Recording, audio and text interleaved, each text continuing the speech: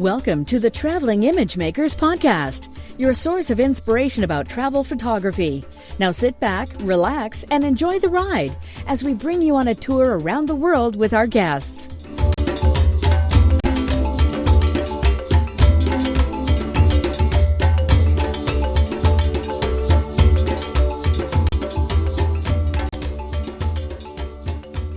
Hi, Ralph. Good to see you. How are you doing? Hey there, Ugo. I'm very well, thanks. How about yourself? I'm doing well, all things considered. I see you have got, for the people who are not watching the video here, just listening to the audio podcast, I see you've got a nice background of a sunset over the sea, but I don't think that's where you are right now. Like myself, I've got a photo from Japan, and thanks from this virtual background technology, we can pretend to be somewhere else. I'm actually home. It's night here. Well, it's evening, but being winter, it's already pretty dark. So I put behind my back, instead of showing the mess of my room, of my office, I put up a nice virtual background, and I think you did the same, right? Yeah, I'm probably in the exact opposite of what my virtual background is, because that's the sunset over Cache, Turkey. And unfortunately, I'm in the basement in Chicago. So but we can all dream, right? Yeah, I can all dream. But you returned recently from Turkey, right? You've been there quite a while. I actually thought you were still in Turkey, but you came back recently. Yeah, I went out on a 3-week trip. Good friend of mine had just been there in September, and so came back with kind of a report of what it was like over there as far as COVID goes and the precautions that they were taking. And so I felt really comfortable traveling over there. And so I found I used miles. I've been accumulating miles for years and years and pretty much never used them. But I said, you know what, I'm going to get a business class ticket from Chicago to Istanbul direct and just use miles, and it costs like $49 in taxes, and so I could hardly not go. And so I did some scouting on the southern Mediterranean coast of Turkey, and it was absolutely fantastic. And yeah, I know. I love Turkey too. I've been in those areas a couple of times already, and actually didn't stay in Kash. I remember going through it by car. We were staying in Kashkan, which is, as you probably know, is nearby, a few kilometers to the west of Kash. And we went to I hope I'm not butchering the name, it's the Uchagis or Ukagis or whatever bay, right? Where it's a beautiful area where I went there in the summer. We took a boat trip along the coast. We went to a place where there was those tombs, the Lydian, right, or Lycian tombs. It's like an archaeological site, but it's not guarded. I mean, it's not a site. It's just this ruins in the middle of the bushes along the coast of the sea, and it was kind of bizarre to be there and just be able to touch those 1,000-year-old ruins with nobody else being there but us. It was it's a very, very, very nice place. But stay there we did a tour of Turkey, so we just stayed there for maybe 1 week. I see you've been there quite longer. Yeah, I went on, initially it was going to be a 3-week scouting trip, and I decided to extend it another month. And that's after I found out that there were no change fees for my flight.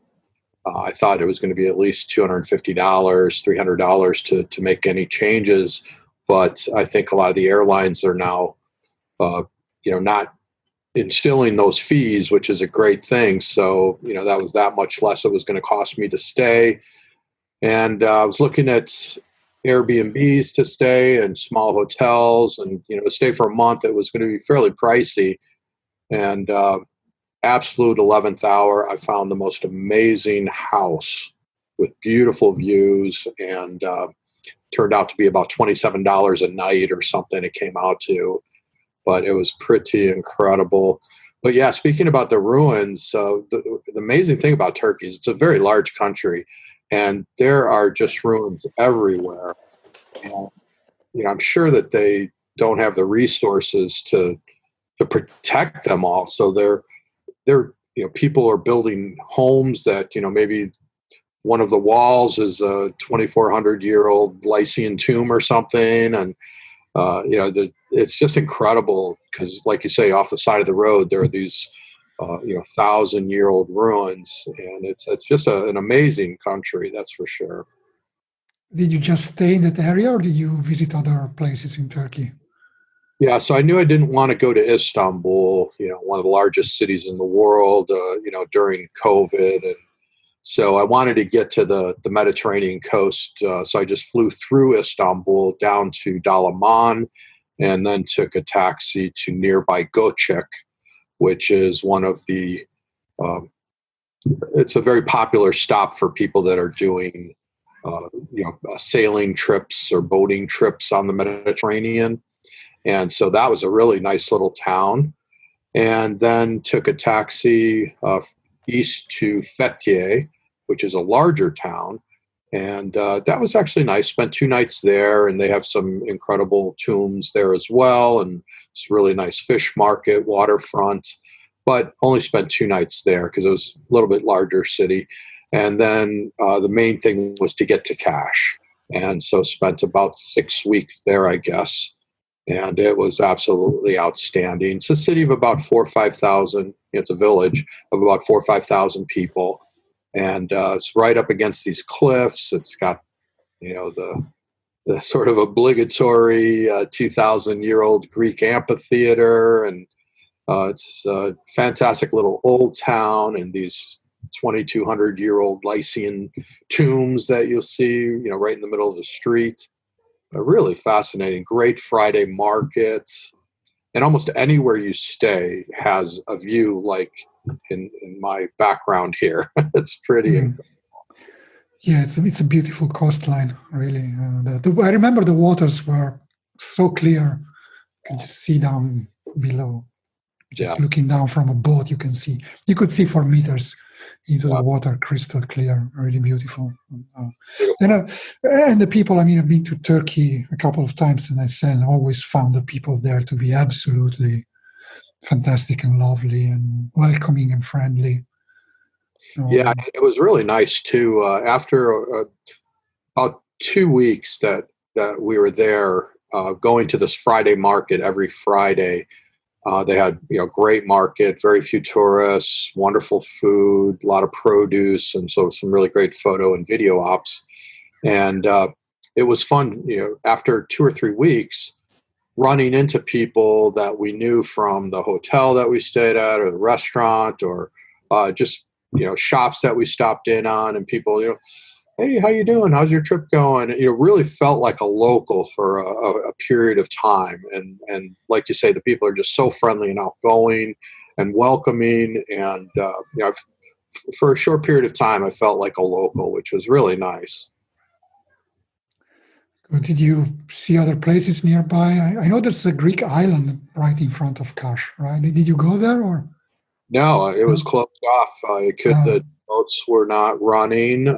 So that's Castellarizo, or I think they call it Mice in Turkish, and right off the coast. So it's sort of this main feature that you see right off the coast there. But it is a Greek island, but the boats weren't running because I guess, Europe was considered closed. And but normally it's I want to say 5 kilometers away, and a very inexpensive boat ride to get there, but it looked amazing. Unfortunately, couldn't get over there.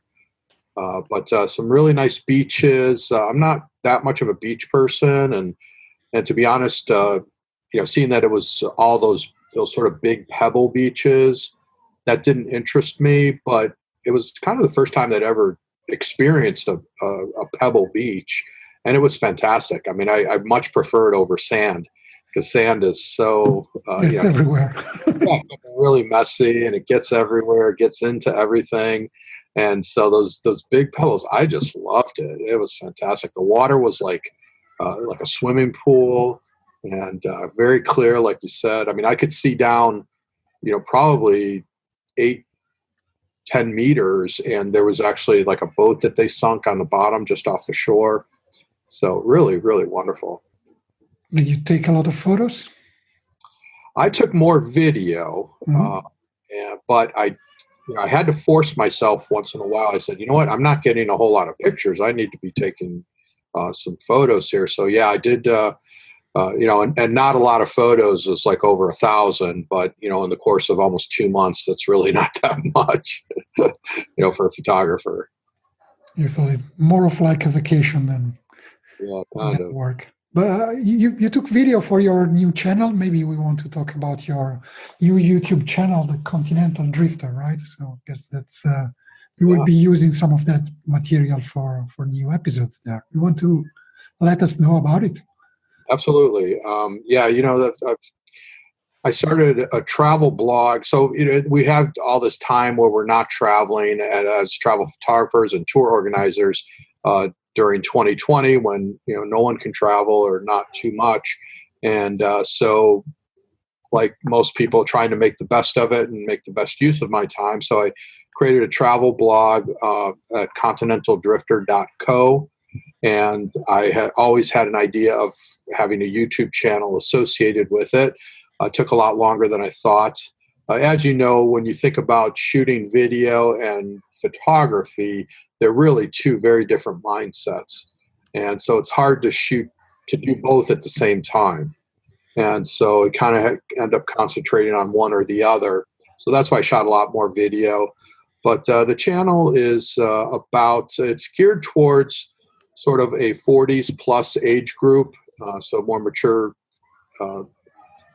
travelers, and it's more about travel, but also about photography. And what I'm doing is, because we're not traveling that much right now, my idea once we do start traveling is to get video in these locations that's current. But because we're not traveling too much, I have been going into my archives and really, seeking out some really wonderful experiences that I've had over the years that I think are fairly unique and that people might be interested in. And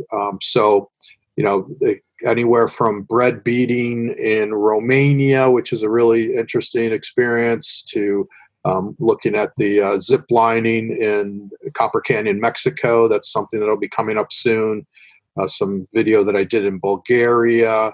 So I'm reaching back into those archives and bringing up some wonderful memories for me, and hopefully some really great content for people to sort of see, what can be done and seen in these places. Yes, it's pretty much all about the experiences that you can get in those places more than the visuals per se, right? Yeah, it really is, because people are typically looking for unique experiences, and that's what I've always tried to do with my tours. And these are more often than not experiences that we have on my tours. And so, introducing people to the very unique and interesting types of activities and experiences that we have on my trips. And it's not to sell the trips, because I don't even do a Bulgaria trip, but to give people an idea of what can be done in these places and the people they can meet, the foods they can eat and drink. Because I really enjoy the food. I've owned several restaurants over my career. I come third generation restaurateur, so food is a big part of my life. I eat 3 times a day. Like everybody, like almost everybody.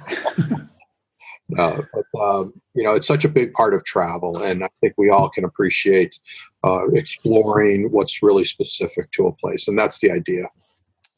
Yeah, cool. So we'll put a link in the show notes to your channel for people to check out. I watched a couple of episodes.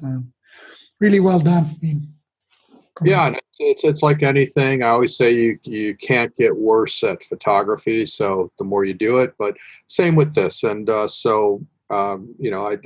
videos are only going to get better and better as I learn more about the video part, because this is somewhat new to me. And some of these videos are ones that 95% of them are just smartphone videos that I've taken over the years. Now I've got a DJI Osmo gimbal, the 3, and that's been invaluable.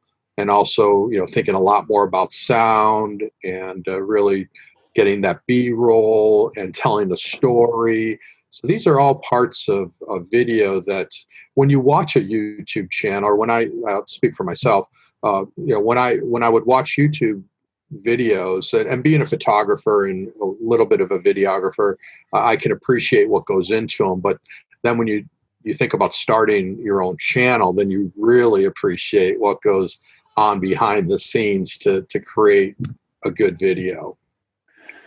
Yeah, I started watching more YouTube videos recently, especially from photographers, especially from nature photographers.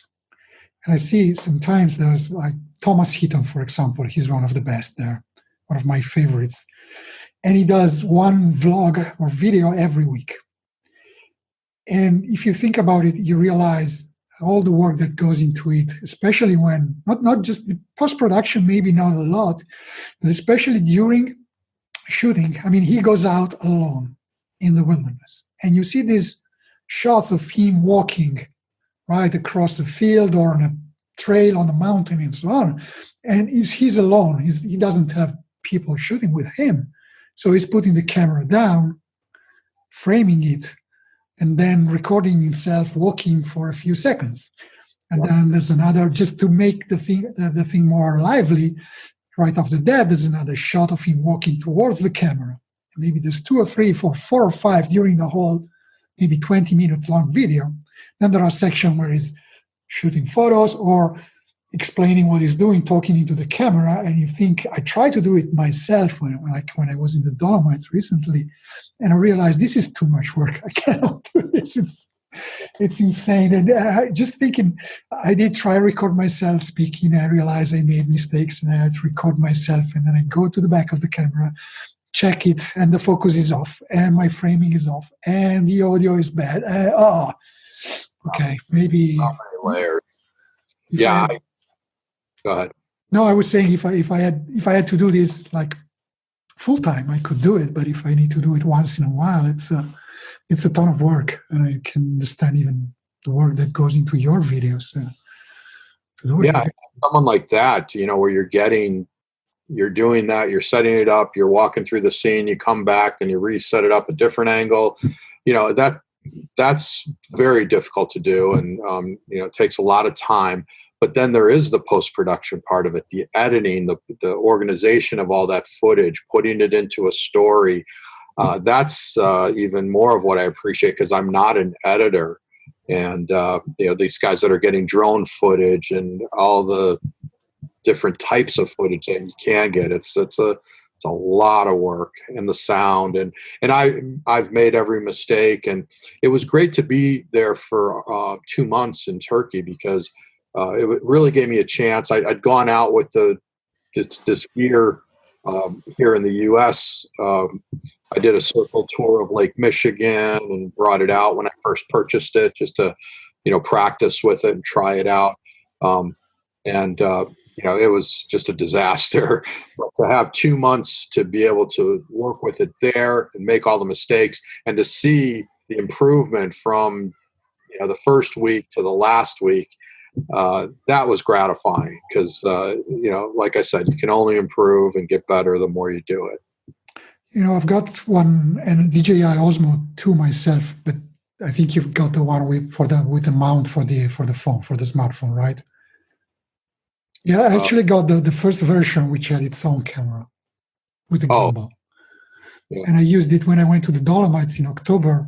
I mounted it. I also got the mount with the suction cups that you can mount on your car.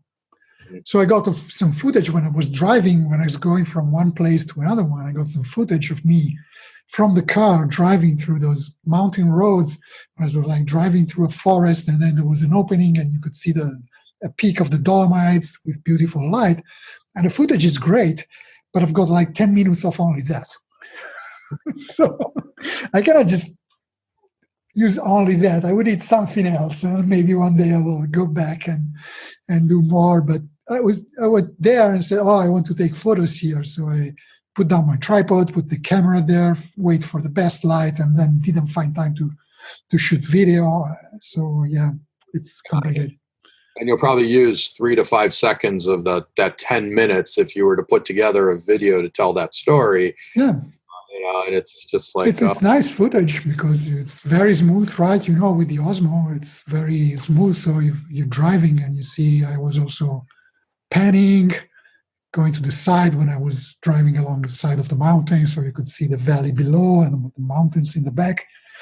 But yeah, you cannot just do 10 minutes of that. You need a few seconds here and there to use to break between scenes. Maybe you explain how you go from start in one place, take some shots, and then move to another one, and you can use that like an intermission between those scenes. But yeah, I've only got that so far.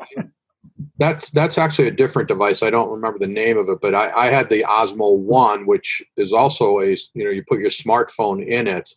But I think you have the Osmo mobile one. Yeah, mobile. Yeah, mine is the Osmo. Okay, so it's got its own camera. Yeah, but the one though, the way it goes in, when you slide it in, it covers up the connector for any sound equipment. And so I bought the 3 because now it's open on that. Both ends are open, and I can put I could put something into the lightning port for sound, because you've got to have good sound. Yes. The original Osmo has a built-in internal microphone, which is not very good, but it also has a microphone jack, so you can plug in an external microphone if you want. It's a pretty neat device. I mean, it was kind of probably when they decided that the first version was good, but now with the image quality that you can get with smartphones, attaching a smartphone to one that it doesn't have a camera, so it's cheaper, it's still just a handle and a gimbal, is much more convenient. You can just use it, and then you don't have to extract the SD card, the micro SD card from the device, plug it into the computer. You have everything on your phone. If you want to transfer it to the computer for editing, you can do it with Wi-Fi, or you can just edit with iMovie on the phone itself, or some other applications like that. So for videographers, it's probably the way to go. I still have that one because it was the only device that allowed you to do something like that when it came out. But now it's probably a bit obsolete. Still works well. I love it put it in on the car and driving around and in nice roads and showing that it's just need something else to complement that. Yeah, this was the only way that I was really going to be able to do it, because setting up DSLRs or Micro Four Thirds cameras and all that stuff just wasn't going to be practical for me. I know a lot of guys do it, and they get great stuff, and I'm sure the quality of the footage is better. But you got to balance what they always say the best camera is the one that you have with you and that you're willing to work with. And so for me, that's a smartphone.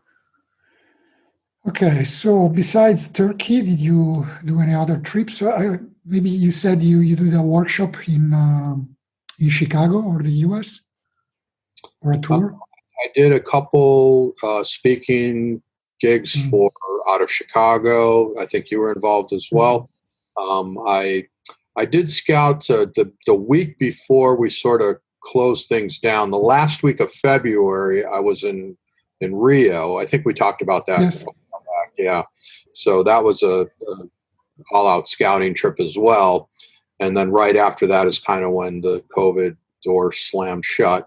But I did another scouting trip, did a circle tour of Lake Michigan. I was looking for more local type trips to do here in this area.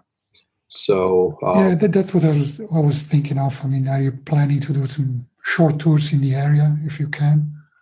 Yeah, I did a Milwaukee scouting trip as well. And Milwaukee is an often overlooked city here in the U.S., and it's fantastic. It's a really neat town. It's kind of like a small Chicago. It's also on Lake Michigan. beautiful architecture, nice riverfront, great food. It's a really wonderful town, really nice culture and museums.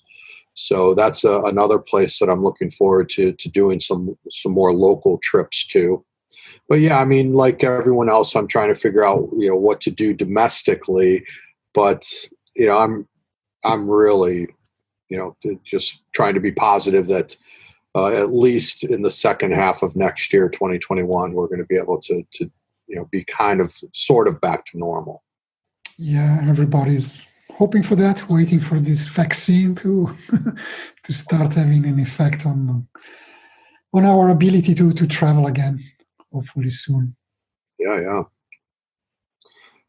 So no specific plans at the moment. Well, I mean, I've got I've got a full calendar for next year, but they're all mostly international trips. Mexico in April. I've got Southern Puglia. I call it the postcard Puglia trip in late April.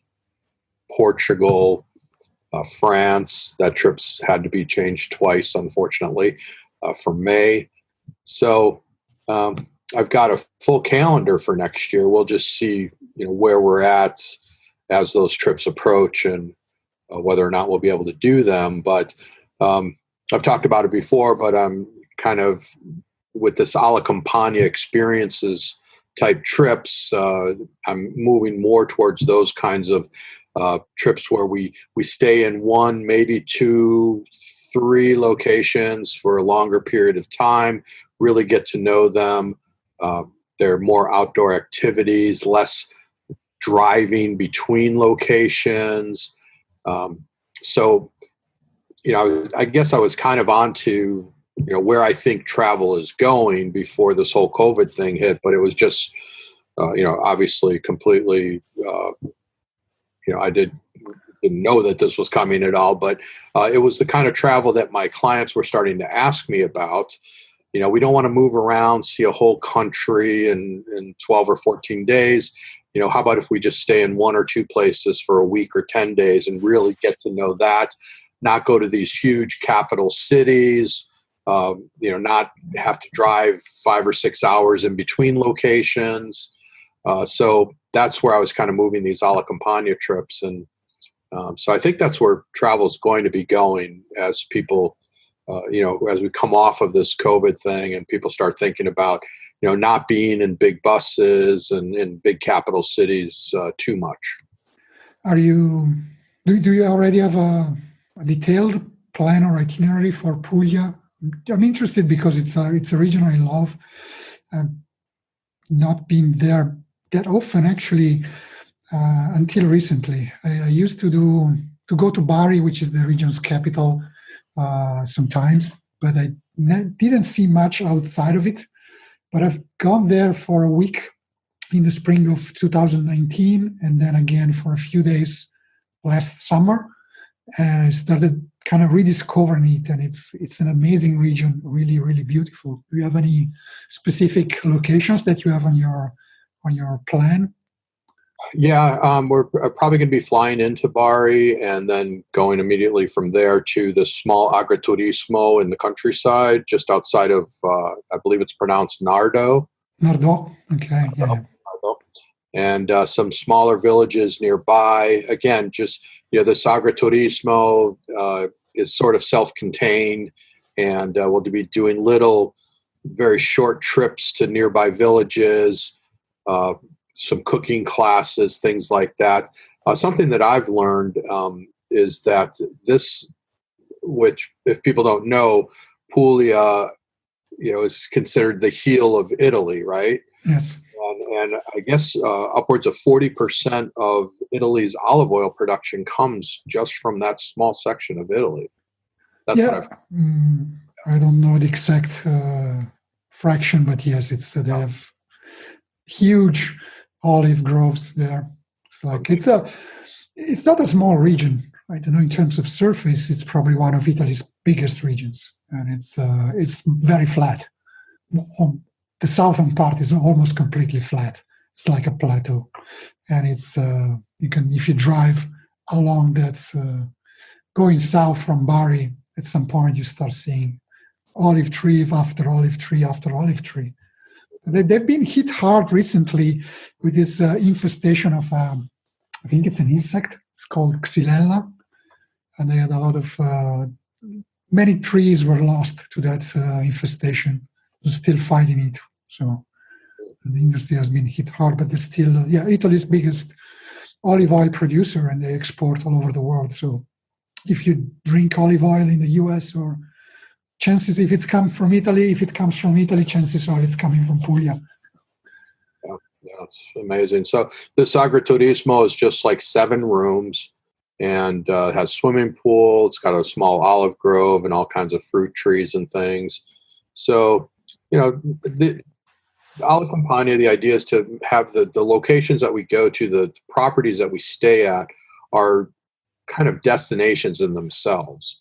And of course, we'll get off the property, but if people choose, they can stay on the property and just have a great time as well. And so, make sure you go to Matera. I don't know if you have that on your radar. Matera is not technically in Puglia. It's a nearby region, which is called Basilicata, but it's only 90 kilometers from Bari. There's a direct train line if you want that, or you can drive. So probably from Nardò is close. And it's a city that is unique in the world because all the old city is being excavated in the tufa rocks on the side of this ravine. So that's a whole fabulous city. It's really unique in the world. Make sure you go there if you want to travel a little bit farther, but it's not that far. It's right. Actually 1 hour drive or a bit more from Bari. Mm-hmm. Yeah, there's so many wonderful places in that region. So yeah, good things to look forward to. How about yourself? What do you have going on?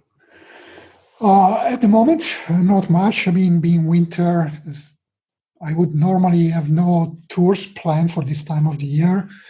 I would be staying mostly home anyway, recharging, but hoping to do more in, as you, in spring and summer, when things will hopefully start getting back to normal. Definitely wanting to do got some interest in doing tours of Tuscany, especially in the spring.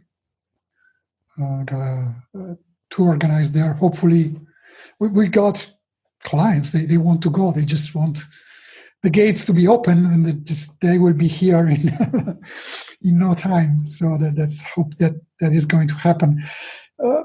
I don't know about the Venice Carnival. Actually, I was in Venice for the carnival. I think I already told the story. Just the day before the pandemic exploded in Italy. It was the end of February, and they shut down the carnivals 2 days earlier because we're just going into lockdown.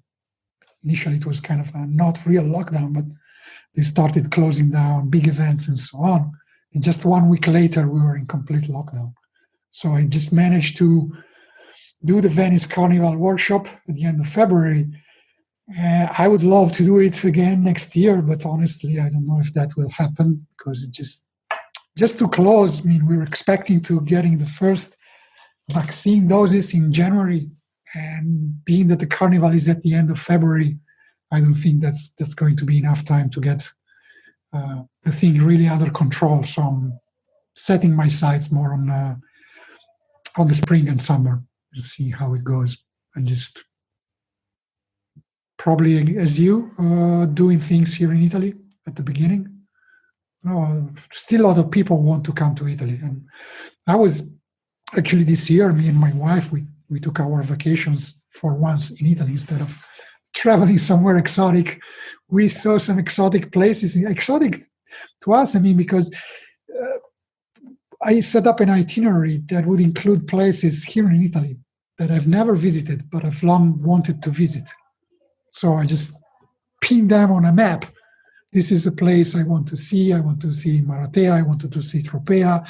I wanted to see Saturnia in Tuscany. I wanted to see Rocca Calascio in the Abruzzo region and Vieste in Puglia again, and just connected them with a pencil or with Google Maps and setting up an itinerary that would lead us through all of those places. And finally was able to see them and do a little bit of scouting also. I'd love to go there with a photo group, if possible, because these are just hidden gems. Everybody wants to come to Italy, and of course, if it's their first time in Italy, they want to see Venice, they want to see Rome, they want to see Florence, and I've got nothing against that. But personally, I've been there many times, and even for myself, I wanted to go a little bit off the beaten path. And those places that mentioned, Matera is a place that's become more popular recently in recent years, because in 2019 it was the European Capital of Culture. They shot a lot of movies there, including was that Mel Gibson's The Passion of Christ, right? Was that so it was shot in Matera, and yeah, so it's become a bit more popular, but still not many foreigners know about it.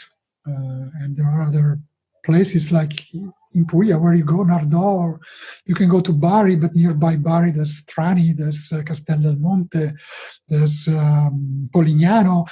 Those places are for a day trip. They're not big cities, so you can go there for a day trip and visit one different city on each day if you want, in a very short, at a close range, and they're all lovely. We're in Trani a couple of days in a B&B on the harbor. It was just wonderful.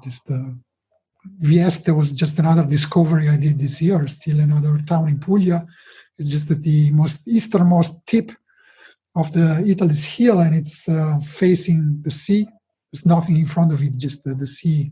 Looking forward to, you can see Albania if you, maybe on a clear day, if you go atop the hill, you can see Albania just in front of you. And there's nothing there, and it's a very, still being the south of Italy, that part is very verdant. There's a lot of forests, pine forest, trees, there's Mediterranean bush there, which is quite unusual in a region that is normally very dry. So it's a lot of variety there. So I want to do more of that and take people there like you are doing. So looking forward to do more of that in this year if possible. Yeah, that's great. My plan for a long time has been to move to Europe.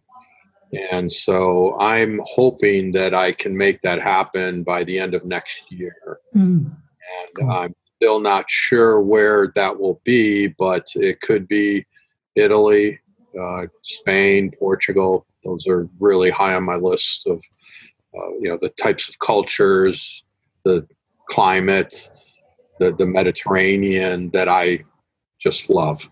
And so I'm doing some planning around that right now, and we'll see what happens with that.